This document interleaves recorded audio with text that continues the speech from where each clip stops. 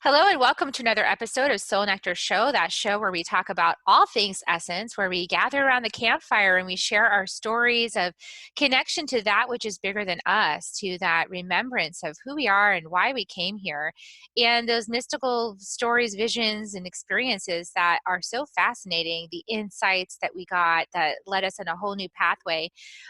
It opens a sacred door into a whole nother way of living, which I love. I'm your host, Carrie Hummingbird, and I love taking people on that journey to the beyond, to themselves, to that self that's bigger than the self they thought they were from the moment they showed up. And some people, maybe they knew who they were the whole time, but then they've got to actually cope with the earth experience.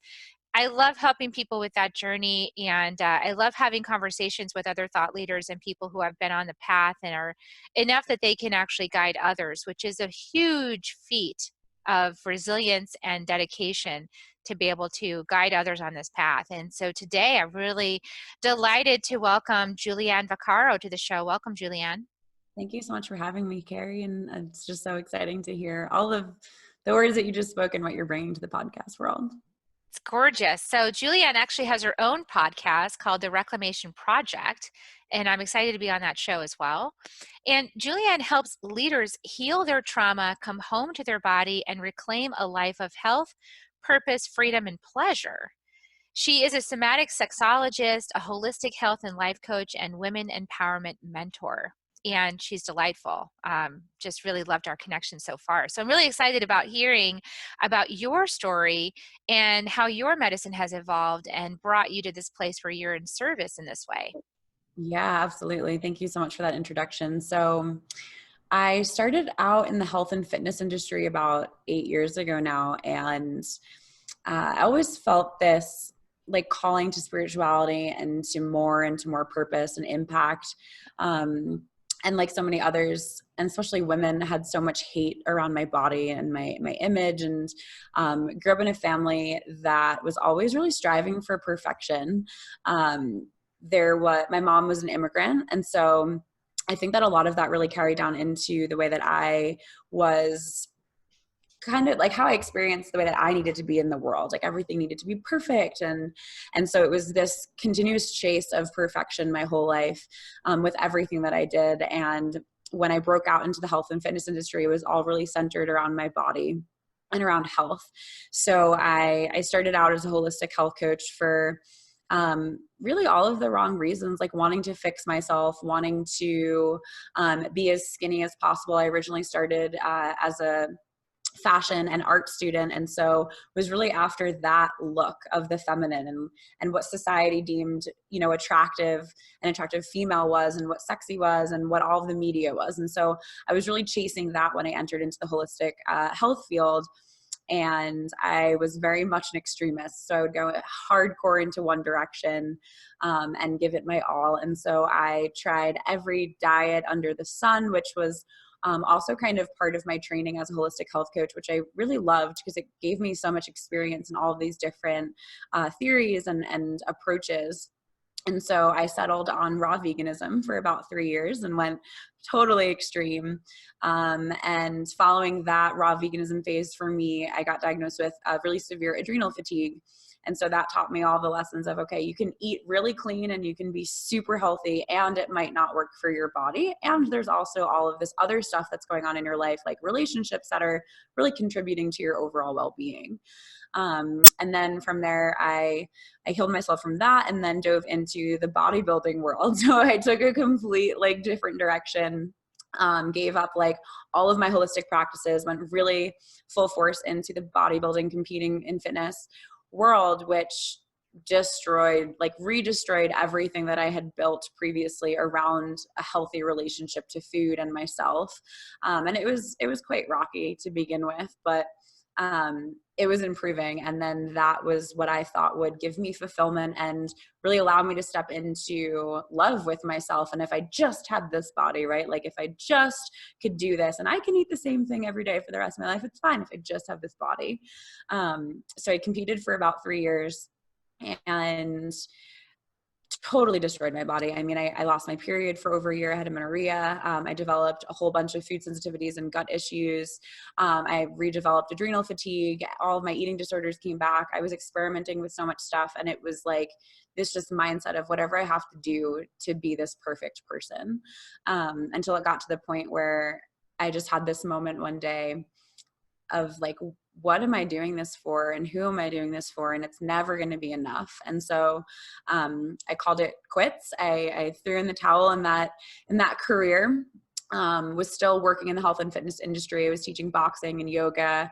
And so that kind of set me off on a path of healing myself, my body, my relationship to food, from a place of internal love. And so I really took I did a lot of self-work at that time. It's a lot of like personal and spiritual development, and really dove into those relationships. And so it naturally kind of uncovered all of the, let's just call it like trauma from the past, and really allowed me to look into the stories that I had growing up and why I was operating the way that I was, and why I was finding myself in these situations of just self-sabotage and doing these awful things to my body. And it was kind of confusing because it was, I'd look around in the industry and at other women that were doing the same thing, and it was all justified and it was joked about, and none of it really felt like true for me. And then there was always this inside voice that felt like, you can have all of this and you don't have to have it be extreme. Like, it doesn't have to come from this place of lack or of fear or not of enoughness.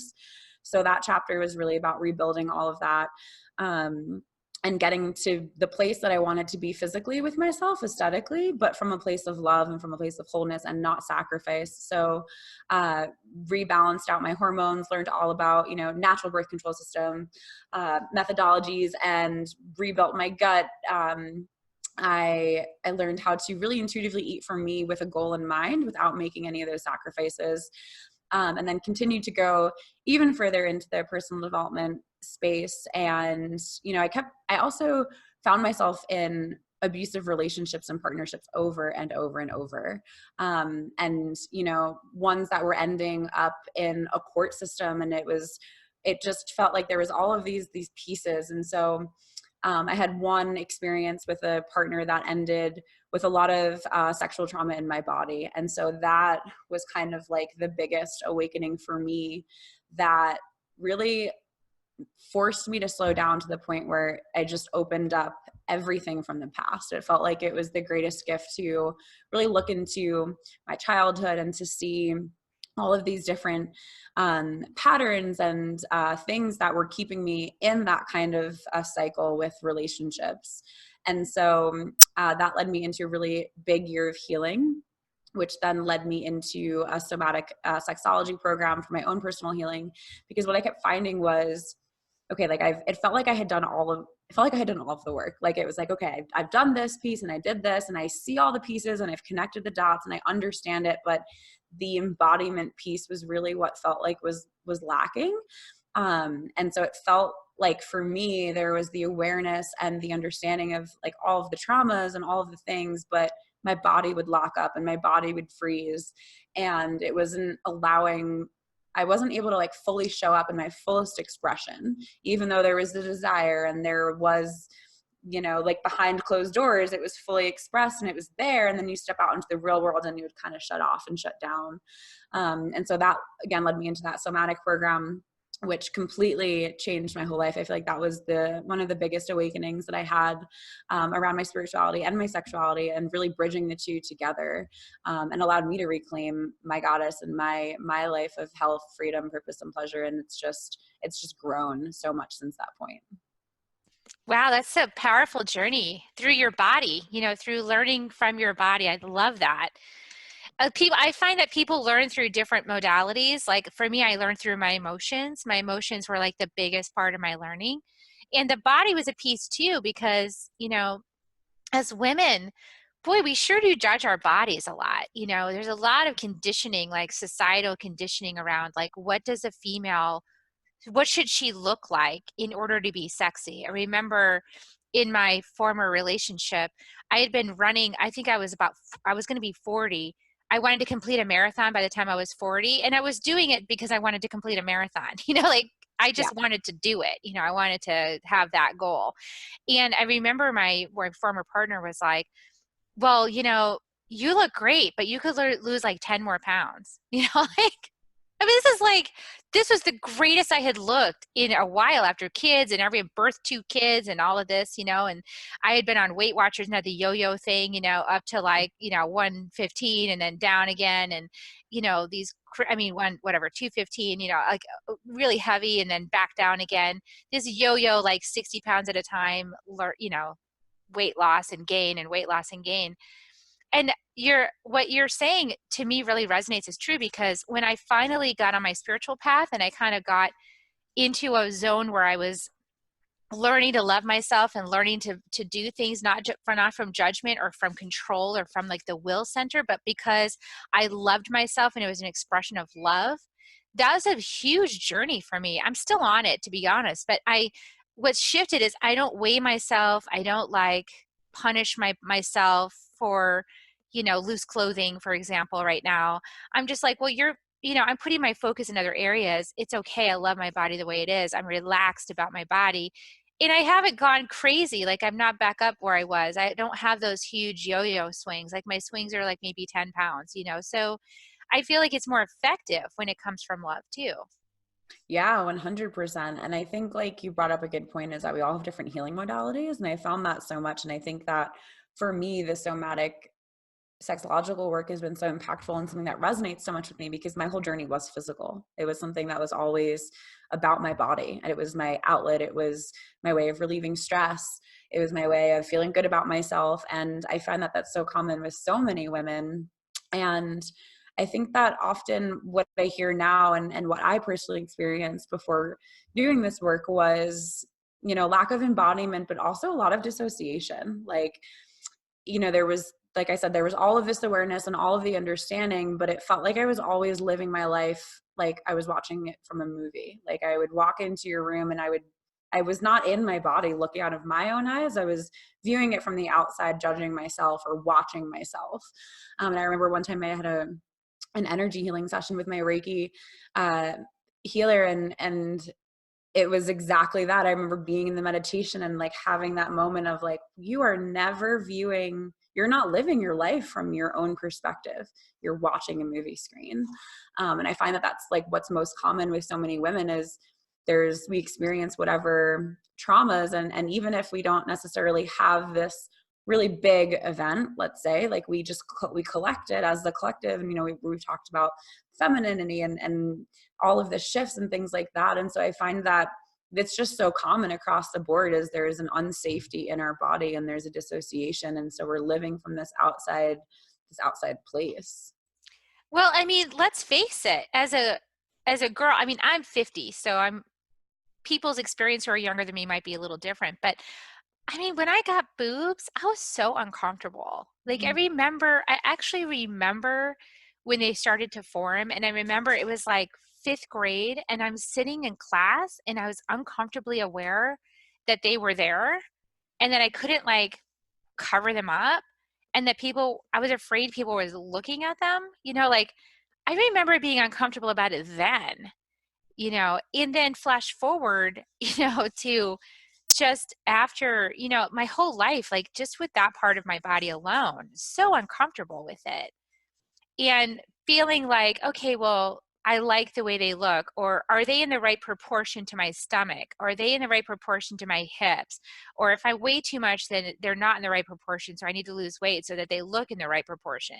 And, and then after I had nursed two babies for, 2 years each, well, they were flat as pancakes, there was nothing left to my Yeah. boobs. Okay.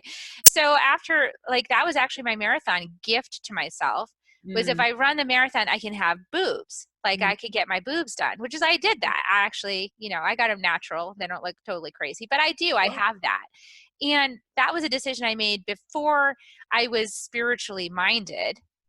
So then as I became spiritually minded, then I had to go through the whole conversation of like, was that okay that I got boobs and I got plastic surgery basically? And is that all right that I have fake boobs and, people are going to judge me because I have fake boobs? And I had to go through that whole conversation. So Yeah. yeah, it's like, there's a lot of conversations around the female body and the different parts of it. Completely. Yeah. And I mean, I got my implants when I was competing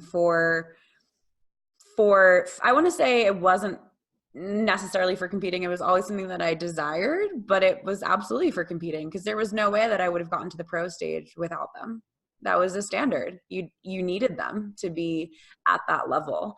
And I had the same, the same experience with myself after being like, okay, when in 10 years, what are you going to decide? And like, is this something that's a betrayal of your body, or, what does this mean? And I find that we all have our own choices and our own decisions. And like, I think that it's all about the come from. And I find that, having found that love for myself now and doing what I've done, like, there's no shame in what I choose to do and how I choose to show up in myself and meet my standards. Like, they're my standards, and that's what makes me feel good, and I show up in that way, and that's my truth. Yeah, I think it's been getting comfortable inside of the body without, because I also had somebody who, I was very judgmental of my body. I want to say that I own that I created the paradigm of being judgmental of my body. Okay, like I learned it by my environment, but I also reinforced it for decades. So Mm-hmm. in my marriage, I was showing up that way. Right. So he was just echoing to me, I attracted a partner that would echo to me all of the same judgments I had for myself, essentially. And because there was this idea like, well, my man, I should be smaller than my man. Like I need to be I need to be thinner than him. Like I need to be more in shape and fitter and and tinier than him so that he's bigger than me. But the fact of the matter is he's really, like we were very equal in size. So that was very challenging. Like I just stay on my game to Mm-hmm. fulfill that. And when I had kids, of course I did not, right? Because when you have kids, like your body just like does all kinds of crazy things. Like you have a huge belly that's like way out there with the baby in it, and your hips get all wide and expanded so you can deliver it, and your boobs get huge and the tender, like all this stuff happens to your body that you didn't expect. And now all of a sudden I'm way bigger than him, and Mm-hmm. pregnant, and having judgment about my pregnant body, and then having judgment about my nursing body. These are the kinds of things I look back on now from a place of consciousness and go, wow, I was so hard on myself in my body. Yeah. Yeah. And I think you brought up a beautiful point around the partnership simply echoing that and kind of feeling that energy from you. And I know I've certainly been there myself in so many dynamics of, it's like, when you're in judgment over those things over yourself, it's going to be replicated externally. Absolutely. So, how did you start to love your body? Like, how did you start to really change that dynamic from the judging and the perfectionist and the external, sort of idea about what it should look like to your own, you know, standards, as you called it, and your own love of your body? Yeah. I think there's two main things that come up most for me when you ask that question. I think the first one is really getting really uncomfortable with myself. Like, after competing and doing any kind of extreme dieting, when we're after something with such a, an extreme method, we're going to rebound. It's not going to last. And so I think that a lot of my struggle with not loving myself was because I had this perfection and then it was just like taken away, right? I couldn't sustain that. It wasn't sustainable. And so that process forced me into a body that I wasn't happy with, and I didn't really have any ability to change it. Nothing was working, and I just had to really sit with that and to honor that in the year to 18 months of just giving my body what it needed, which was rest, which was love, which was slow movement, healthy foods. And also focusing on everything outside of my body, like, I like to call soul food practices and just doing daily rituals and routines. So I think for me, it was a lot of, going headfirst into the fear, going headfirst into, okay, yeah, this is what I thought would make me so happy and make me love myself. And now having the complete opposite, like, yeah, I don't love myself right now. And one of the other things that you mentioned earlier of, you know, having the energy go elsewhere, I think that's a lot of what I feel now. I think that's the second thing that came up for me was, you know, facing the fear and being uncomfortable in it. But also I feel that for me, and keeping it on subject with femininity, it's like, I think for me, the escape out of my body and the drive for perfection was all about protection. It was all about me protecting any outside hate from the world that I could have been met with, from women, from men. So if I could just have this perfect armored body, then then men can't make fun of me, or I will be desired, or it was just this armor. And so for me now, I think the most recent shift that I've moved through with my body was around really surrendering and opening into the feminine even more. Because while, you know, I say I have my standards, like I love to train like I used to. I still lift weights, I still eat clean, I still love the shape that I have. Am I unhappy with myself when I don't have that shape? No. But do I love that shape? Yes. And so I think that in the work that I've done recently in surrendering more into the feminine and into the softness, into the openness, that's allowed me to have more space in my physical body as well around just the movement that I have and being softer in my approach. And that's even like, you know, shown me, it shows me over and over every time I do this, but my body always surprises me with, you don't have to try that hard.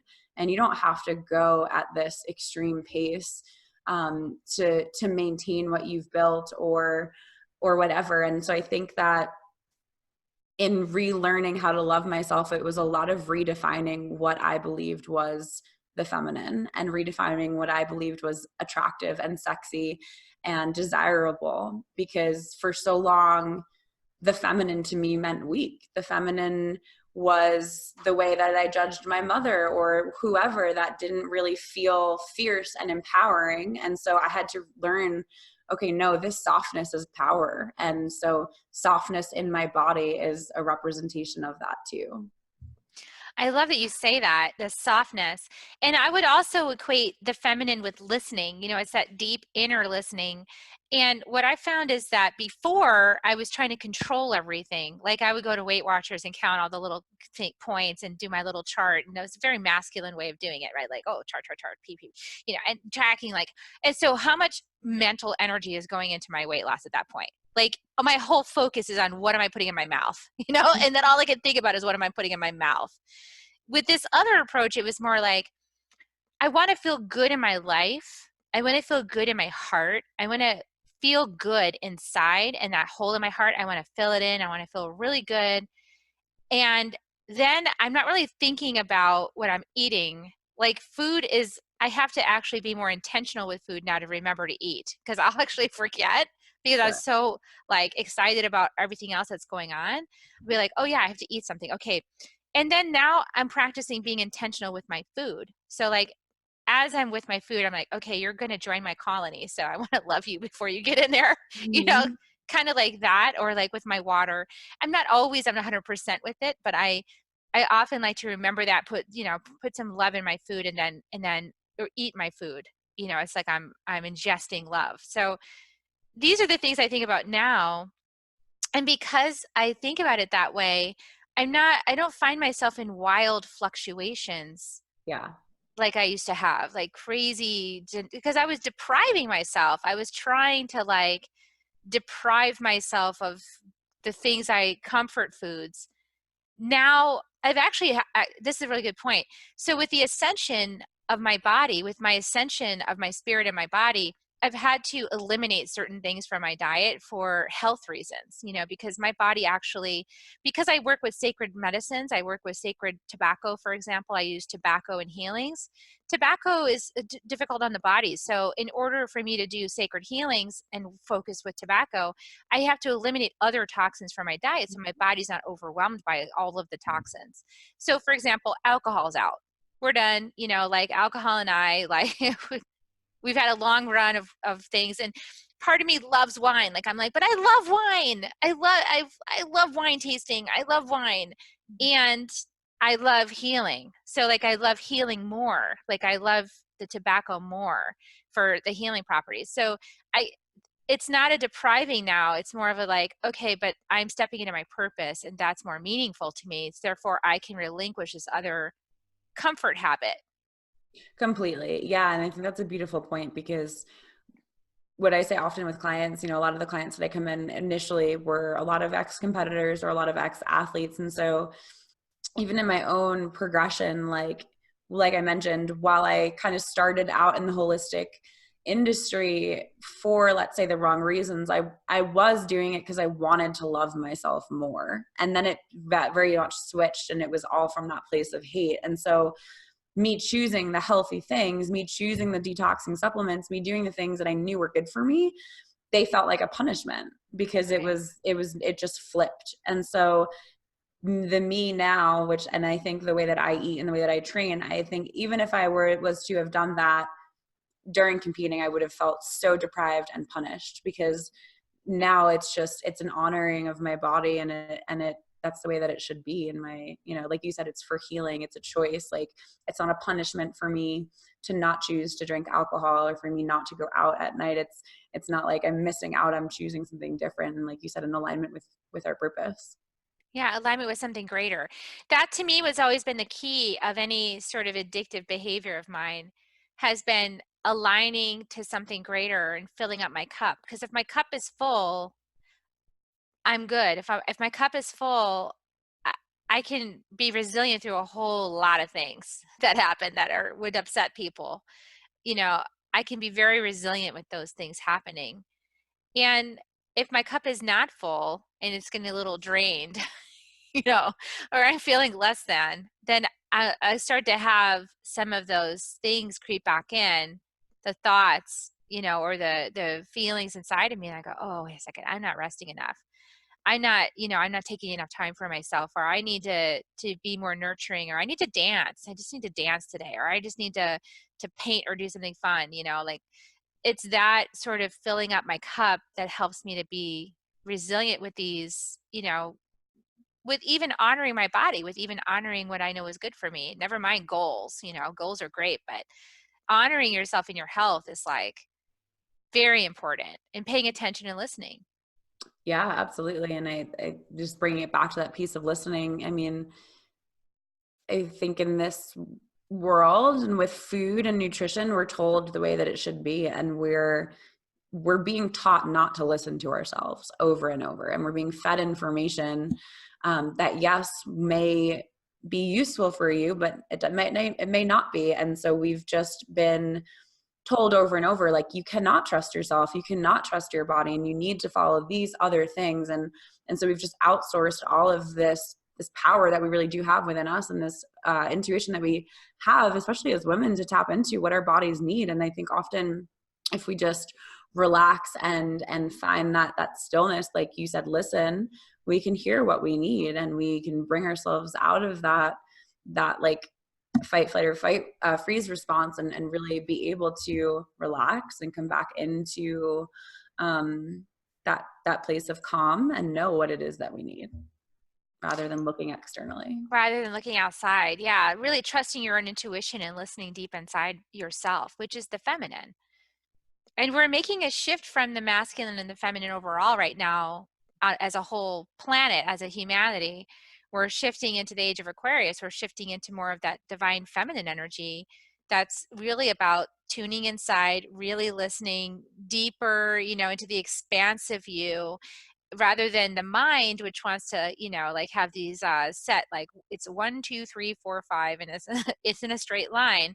The mind is like, has been ruling us for a long time, and now we don't want to discard the mind because it's super helpful, but we just want to shift, more into the feminine, and let the feminine guide, the feminine heart, guiding the journey. Yeah, absolutely. And I mean, I feel everything's like in pendulums, right? So we I know for me, like, I needed to be in this extreme over here to be totally over in the other side, to then be able to balance back out. And I feel like that's so much of what's happening now. We're really finding where so much has erupted, I think, in our society, to really look at, and to not be able to ignore anymore, and to really find like what is important, and where do we need to look, and we need to start turning inward and looking at these more simpler things, like where we came from, you know. Yeah, and who we really are, you know, the bigger story. I think for me, it's always been interesting. I have a long history of the masculine energy because of all of my consulting work in Silicon Valley for so long, and having to be so detail oriented and so focused and so like disciplined and getting all the stuff done and the doing, that for me the integrating back with the feminine has been, you know, that could be a real challenge, you know, it's that letting go. And I feel like it's, tell me what you think about that. Like what's the transition for you between the masculine and the feminine? Kind of like transitioning from that inner masculine to inner feminine. Yeah, I think like you said, it can be a really big challenge. It definitely was for me. I felt like, and I see it with clients all the time, there's like this tantrum that we throw. Like it's like, no, I don't want to let go of my masculine. That's worked all the time. And the voice is coming in telling me that if I just, you know, slow down, it's not going to work, and I'm not going to make the money, and I'm not going to get the career, and I'm not going to find the man, and I'm not going to do the things. And so I think that the struggle with it is really the piece of self-trust. Like, again, I think we've been so programmed to not trust ourselves, and so then maybe, you know, with that story running, then we're replicating those experiences over and over. And so when there's no proof around us that we can trust ourselves, and so I think that surrendering into the feminine is really about learning to trust in yourself, and knowing that you know, that's not going to maybe mean there are no mistakes or hiccups, but like that is part of developing that self-trust, again, to strengthen your intuition, and to also step into the trust of what's bigger, like spirit, source, whatever. But I think that's been the biggest shifts for me, is being in complete trust with what is, with myself, with everything being for the highest good, and knowing that my overexertion in that way has never served me. And there's always been a blowout or a cleanup that I've needed to do when I've not listened to my feminine, or really slowed down enough to lead from that place, whether it be business and partnership or whatever. Yeah, I've had some good lessons about, I love what you just said about, you think you have to do it. Like, well, this works. Like, and I can't rest because I've got to do the things in order to initiate the thing in order to get this, you know, this result.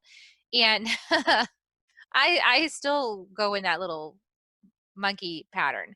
Sure. I mean, it's hard not to, because we're only at the beginning of this stage of letting go of the masculine paradigm and embracing more of the feminine. So we have to forgive ourselves. But I think that anytime that I have surrendered it, amazing things have happened. Like the biggest example to me that I keep reminding myself of over and over, and every single time I check the numbers, I go, it's still happening, is like my book. Like I launched my book over 4 months ago. It's still an international bestseller, like on all the charts, like the ones I'm tracking. So I'm like, that's amazing. I'm not doing that. Like I'm not doing it. Yeah. Once a week, I post a, oh my gosh, I can't believe post, and that's it. Mm-hmm. I'm not forcing anything. Yeah. And I think that another piece is like the sexual energy. And that's a lot of where, I mean, that feminine power is. And so I think that we've, you know, this talking about dissociation and like kind of living outside of ourselves, like we're living from here up as women. And so when we do really drop back in and we reclaim our sexual power as well, like there's so much to be created from that place. And I think that's been one of the biggest turning points for me, was knowing that I don't have to go out and show my muscle to get that. I can actually come in with the softness and use sexual energy to create in that way too, which is feminine. Yeah, the sexual energy is super powerful. Yeah, definitely. That is a very powerful topic. I think that as women, I notice people, the younger generation seems to be getting a little bit more comfortable with their sexuality and expressing their sexuality. That's what I notice.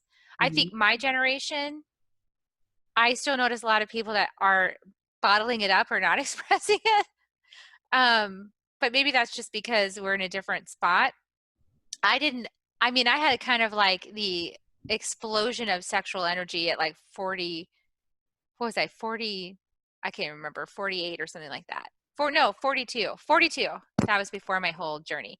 42 years old, it was like I finally discovered like what they meant by orgasm. I was like, oh, okay. I didn't know that. You know, it took me a while because of my sexual traumas and things in my life. It took me a while to get to that space where I could actually have that experience. And I've, you know, since then I've had a lot of that experience and I love it. It's actually, you know, one of the things that led me on my spiritual journey, which is so funny, you know. But I think that I do think they're connected. And I think when you realize, I think before I was so, gosh, I was just so bound up by so many things. I was bound up by not really getting a release ever, you know, Yeah. like a true release. I ran all the time. Like I did marathons and I've run, work out. So like that's how I would get it. But I was so tight and bound up and so rigid and so like having, you know, all the rules, like pleasing everybody and trying to be nice and conditioning and all of these things that got me all tight and bound up. And then I had that release and it was like everything just went to hell for a while, you know, 'cause I just went crazy. Yeah. And now it's like I'm integrating it in, so it's okay. But now I'm also going through menopause, so there's a weird thing with that. That's just a strange transition too. So I think our sexual energy plays a lot into our spiritual path, is what I've noticed for myself, in that that energy actually contributes to my work. So if I'm not having a lot of like outward sex, it's like all the energy is coming up and through and into this business. Like it's all like, you Mm. know, being held that way. So I also find that's interesting too. So I'm still learning the balance of, you know, the physical expression and the spiritual expression and how to use all that chi and energy and in for fulfillment in all the different ways, you know, because I want to be fulfilled in every way. Yeah, completely. And yeah, and I think there's like a societal divide between spirituality and sexuality. And I think that was a lot of my block in diving into that too. Like it was the last thing that I wanted to talk about. Um it, you know, so uncomfortable, tears every time talking about it. Or and I think there was always this really strong desire to be a sexual being and to allow that to come out. But all of the stories and programming that I received growing up didn't really allow me to feel safe in that expression or to feel safe in the masculine. And so there was a divide between the sacredness of that um and like it didn't feel pure, right? Like dirty words or whatever it is, like there was a lack of sacredness in it. And so I think for me that union was massive in my experience and my growth, because you know, since diving into that and like using that energy to create what I want, more has come forward and I've come more into my purpose and have had more clients come in without doing all of the masculine structured, you know, typical ways of operating in a business, rather than, you know, leading with my feminine, using those practices and that magic to create what it is that I want. And I think that the separation also like takes away the spirituality and takes it, like limits your experience in the bedroom with yourself or with a partner, and kind of can prevent you from like going to those higher levels without that union. There is, yeah, I think it's important to express the energy, like to have the energy express itself, because you do get this sort of like big moment with an orgasm that is like it's like a big atomic blast of love, like you know. So if you take that energy and then like put it and visualize your intention and like with your heart, like bam, you know, that sends out like cosmic rays. So Yeah. it's really helpful. And in my spiritual practice, in the tradition that I'm operating in, there is the one time of year where it's like 30 days, no, none of that, because you're building up the chi, like you're building it all up so that you can make one big pilgrimage and one big like like use that energy for a huge transformation. So you can, what I'm trying to say is I've learned that I went for a time when I had my sexual revolution of just like having a lot of it, like expressing it, like, and then I was kind of like, I got on my spiritual path. I realized, oh, okay, well, I can have this in a spiritual union now with a partner. Okay, cool. And then I started realizing, oh, this energy is actually, I can decide how to use it. So I can channel it towards projects. I can have my own self pleasure and then use that for, like a big blast and cosmic energy, or I can like actually save it up and then do big transformation work with it. So I think, it's just kind of understanding this energy a little bit better, I think. Yeah, I love all of that. And yeah, I just think that and I think there's like a lack of understanding about it, but I feel that's one of the bigger shifts that's happening as well. And that's where more conversation is being had around it. And really honoring that and bringing the sacredness back into it. Yeah, and I like everything that you said around like harnessing that energy and using that to direct into creative projects. I mean, it's the same, it's life force, like it's that creative energy.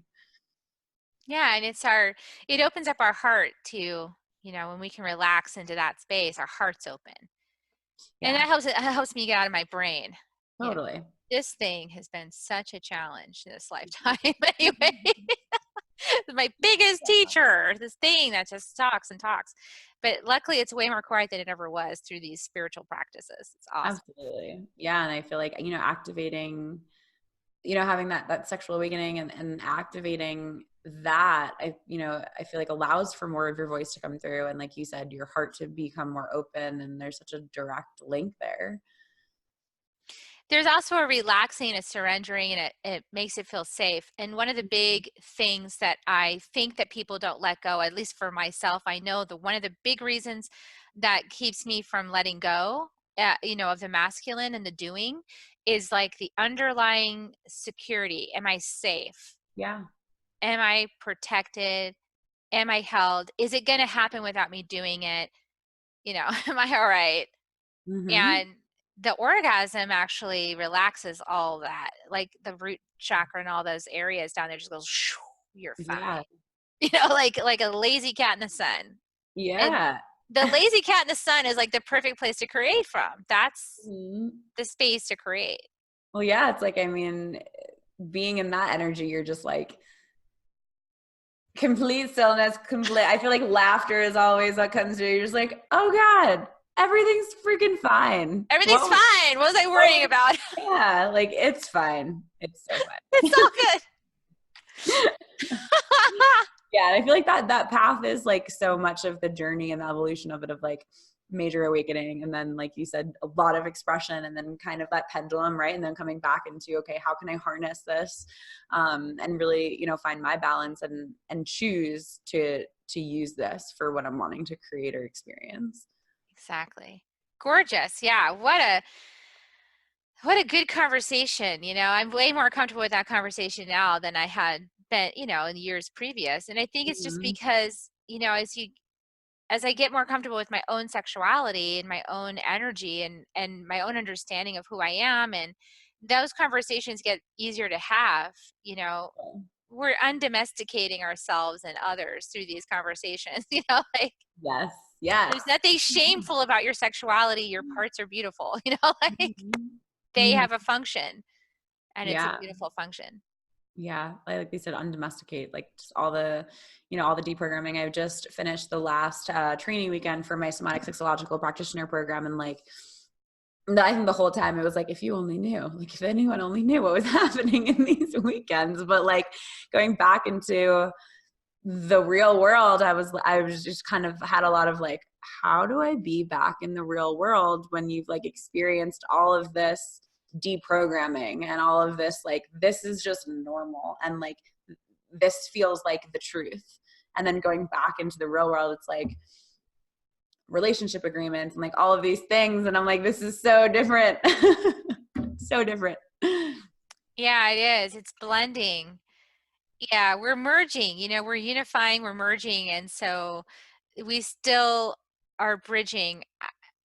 I'm thinking of my son right now who's 20, who he communicates much more easily psychically. It's very natural for him. And for me, I need words still. Like, I'm pretty good psychically, but I need words. So he is like, Mom, it's just so much easier for me, if we're doing this in ceremony or whatever, we're like really meditating. It's like so much easier. And I'm like, yeah, but it's hard. It's not so easy for me to get to that space. So you're just gonna have to help me out and bring words. I'll try to be quieter in here, and you try to use words. So I think it's the same thing. It's like you're having these extreme experiences or these openings or awarenesses um that are transforming you in your embodiment, and then you're a walking version of that coming out. You're going to need to bridge to people that don't have that. They don't know any of that you're talking about. Oh yeah.